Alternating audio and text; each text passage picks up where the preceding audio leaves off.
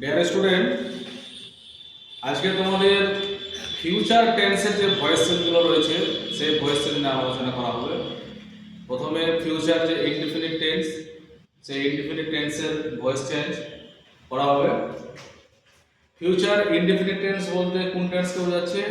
কোনো কাজ ভবিষ্যতে হবে, এ ধরনের কাজকে বলা হচ্ছে কি ফিউচার ইনডিফিনিট টেন্স। ব, বে, বি, বা, বেন, ঠিক আছে? তুমি কাজটি করবা, আমি কাজটি করব, তুমি আপনি কাজটি করবেন, এরকম বিষয়গুলো হবে।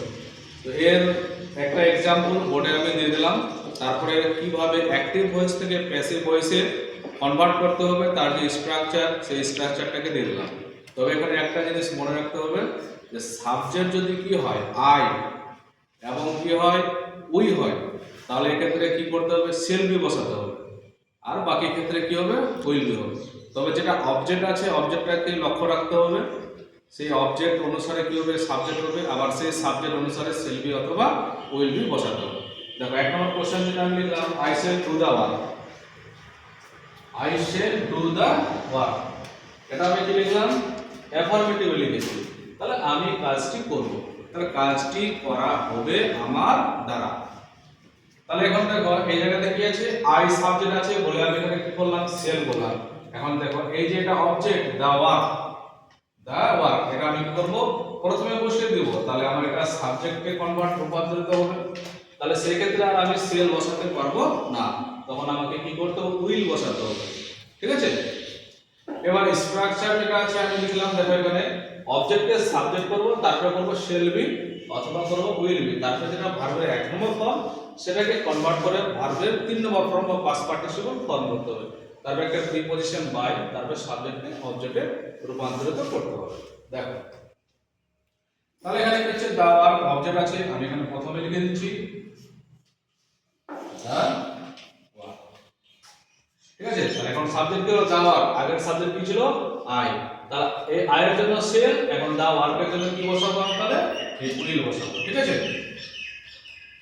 The work will be, the work will be. এবার ভার্বের এক নম্বর ফর্ম হচ্ছে এটা ডু, ডু এর 3 নম্বর ফর্ম কি হচ্ছে? ডু ডিড ডান, কি হচ্ছে? ডান। তাহলে এখানে বসিয়ে দেবো আমি done, okay? The work will be done. এবার এখানে কি আছে? সাবজেক্ট আছে আই, তাহলে দেখো বাই, তারপর আই থাকলে কি করতে হবে? মি করতে হবে। তাহলে the work will be done by me, হয়ে গেল? আচ্ছা, এবার এখানে তো I shall not do the work, এটা নেগেটিভে করলাম। এই যে স্ট্রাকচার দিয়েছি, এই স্ট্রাকচার অনুসারে স্টেপ বাই স্টেপ কি করতে হবে? সবগুলো বসিয়ে দিতে হবে। দেখো তাহলে কি হবে? দা ওয়ার্ক উইল বি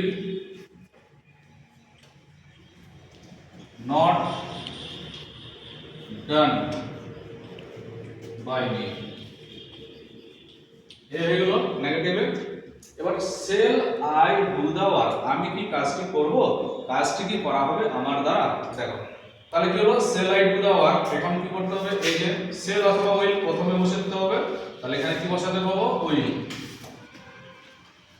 এবার দেখো অবজেক্টের সাবজেক্ট, তার অবজেক্ট কি আছে এখানে? দা ওয়ার্ক, এখানে বসে দিতে হবে will the work, will the work. তারপরে বি,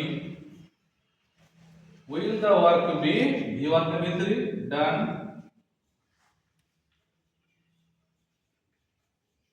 by me, শেষে ইন্টারোগেটিভ মার্কটাকে বসাতে হবে। তারপরে shall I not do the work, তাহলে will the work,